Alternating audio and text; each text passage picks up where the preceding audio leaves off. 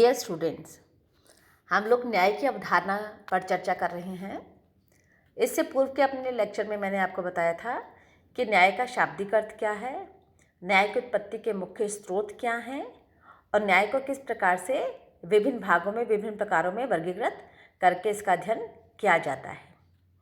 वस्तुतः न्याय का सीधा संबंध मानव की उस सर्वोच्च आधारभूत मूल्य से है जो उचित अनुचित के बीच में विवेचन करके उचित का समर्थन और पक्ष लेने के मूल्य को महत्वपूर्ण मानता है।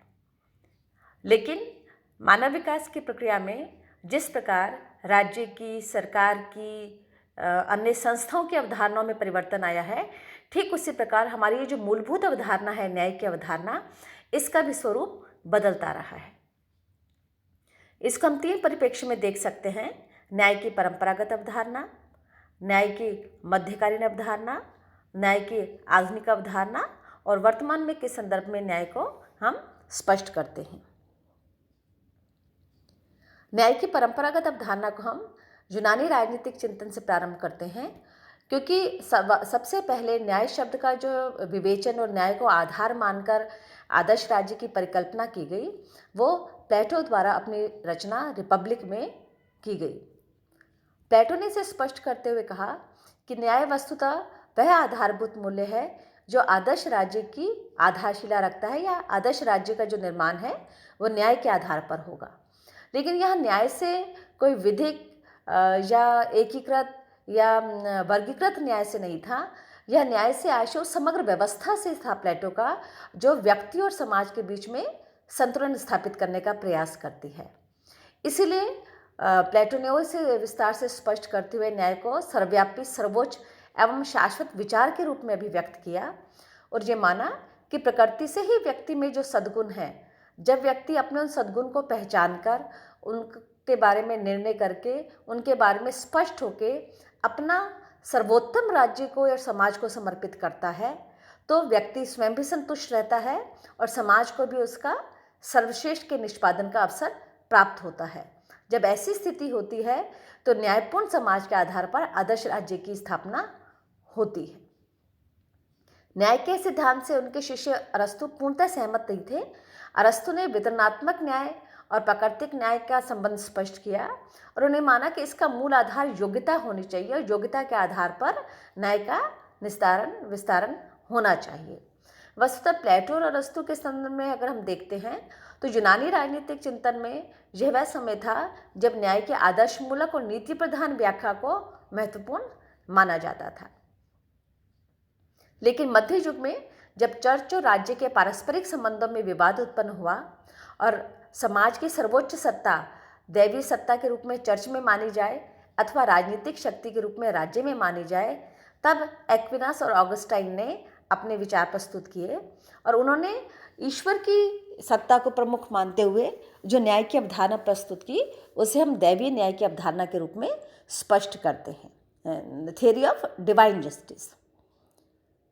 यहाँ से हम आधुनिक काल की ओर जाते हैं। राजनीतिक चिंतन में मूलतः ये वो काल है जब ये माना गया कि समाज और राज्य की उत्पत्ति से पूर्व व्यक्ति एक ऐसी अवस्था में निवास करता था जहाँ पर एक स्पष्ट व्यवस्था या कानून बनाने वाली संस्थाओं का अभाव था। इस विचार के साथ में हॉब्स, लॉक और रूसो ने अपना सामाजिक समझौते सिद्धांत को प्रस्तुत किया, जिसमें ये माना गया कि प्राकृतिक अवस्था से निकलने के लिए व्यक्ति आपस में समझौता करते हैं और उस समझौते के पश्चात राज्य और तदुपरांत सरकार उत्पन्न होती है। हॉब्स ने जब निरंकुश संप्रभु की बात की, असीमित संप्रभु की बात की, जॉन लॉक ने सीमित संप्रभुता की बात की और रूसो ने सामान्य इच्छा की बात की।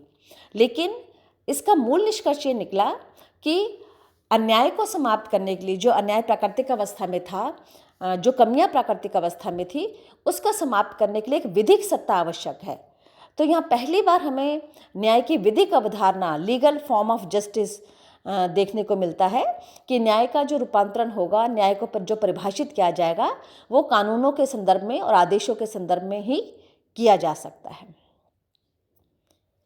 इसके पश्चात जर्मी बेंथम और जेएस मिल ने दूसरा सिद्धांत दिया, उपयोगितावाद का सिद्धांत, जिसके आधार पर ये माना। मूलतः सिद्धांत बेंथम ने स्पष्ट किया और मिल ने इसमें संशोधन किए, लेकिन दोनों का एक मूल मत था कि किसी भी कानून की, संस्था की और मूल्य की अथवा अवधारणा की का महत्व इसी आधार पर आंका जाना चाहिए कि उसकी उपयोगिता कितनी है। यदि कोई वस्तु, मूल्य, आदर्श या अवधारणा उपयोगिता के आधार पर महत्वपूर्ण प्रतीत होती है, तब वो न्याय का आधार बन सकती है, उसे न्याय के संदर्भ में परिभाषित किया जा सकता है। तो वस्तुतः ये अवधारणा ने न्याय के उपयोगितावादी स्वरूप को स्पष्ट किया, यूटिलिटेरियन कॉन्सेप्ट ऑफ जस्टिस। तो यहाँ ये महत्वपूर्ण नहीं था बेंथम मिल के विचार में कि न्याय की उत्पत्ति कैसे होती है, या न्याय के स्रोत कौन से होते हैं, या न्याय की उत्पत्ति का कारण क्या है, या अन्याय के विभिन्न स्रोतों को कैसे स्पष्ट किया जाए, अपितु यहाँ पर न्याय के स्वरूप निर्धारण का उद्देश्य प्रमुख था। और संभवतः इसीलिए बेंथम ने अपनी सुधारवादी योजना प्रस्तुत की और मिल ने अपने स्वतंत्रता संबंधी विचारों का प्रस्तुतिकरण किया। लेकिन इसके आगे जब हम देखते हैं कार्ल मार्क्स की रचनाओं में, तो कार्ल मार्क्स ने मूल तत्व माना अर्थ को, पदार्थ को। तो जब पदार्थ या अर्थ पक्ष महत्वपूर्ण था, तो इसका मतलब अर्थ पक्ष का और व्यक्ति का, अर्थ पक्ष का और समाज का जो अंतर संबंध था वो अन्याय से जुड़ रहा था। अर्थात कभी भी दो वर्गों में से एक वर्ग जब संसाधनों पर नियंत्रण करेगा तो दूसरा वर्ग उसके ऊपर निर्भर हो जाएगा। यह स्थिति अन्याय की स्थिति है, शोषण की स्थिति है। तो कार्ल मार्क्स ने माना कि इस अन्याय की स्थिति से शोषण की समाप्ति करने के लिए क्रांति आवश्यक है, वर्ग चेतना आवश्यक है और एक नवीन समाज की संकल्पना और उसकी स्थापना आवश्यक है। इस आधार पर हम ये मानते हैं कि उन्होंने आर्थिक समानता के आधार पर समाजवादी न्याय का सिद्धांत प्रस्तुत किया। तो इस प्रकार हमने क्या देखा कि प्लेटो और अरस्तु जब आदर्शमूलक और नीति प्रधान न्याय की अवधारणा प्रस्तुत कर रहे हैं, एक्विनास और ऑगस्टाइन दैवीय न्याय का कॉन्सेप्ट प्रस्तुत कर रहे हैं, हॉब्स और रूसो के दर्शन में हमें विधिक न्याय की अवधारणा देखने को मिलती है, बेंथम और मिल उपयोगितावादी न्याय का कॉन्सेप्ट दे रहे हैं, तब कार्ल मार्क्स समाजवादी न्याय का व्यवहारिक और आधुनिक सिद्धांत प्रस्तुत कर रहे हैं। समकालीन संदर्भ में देखा जाए तो न्याय के संदर्भ में जो महत्वपूर्ण चर्चाएं होती हैं वो हम रॉबर्ट नॉजिक का और जॉन रॉल्स का नाम ले सकते हैं। रॉबर्ट नॉजिक ने अपनी पुस्तक अनार्की, स्टेट एंड यूटोपिया में स्पष्ट किया कि व्यक्ति की समग्रता में ही हम उसके मूल्य को महत्वपूर्ण मान सकते हैं। न्याय की अवधारणा को व्यक्ति की समग्रता में देखना चाहिए, एक टोटलिटी में, एक संपूर्ण रूप में हम व्यक्तित्व के संदर्भ में न्याय की व्याख्या कर सकते हैं और यही न्याय का मूल्य है। जबकि जॉन रॉस अपनी पुस्तक अ थ्योरी ऑफ जस्टिस में जीवन यापन के स्तर, चुनाव और चुनाव की स्वतंत्रता के साथ में न्याय के सिद्धांत को संबद्ध करते हैं। जॉन रॉस से के हम अपने नेक्स्ट इसी लेक्चर में जॉन रॉस को अच्छे से स्पष्ट पढ़ेंगे।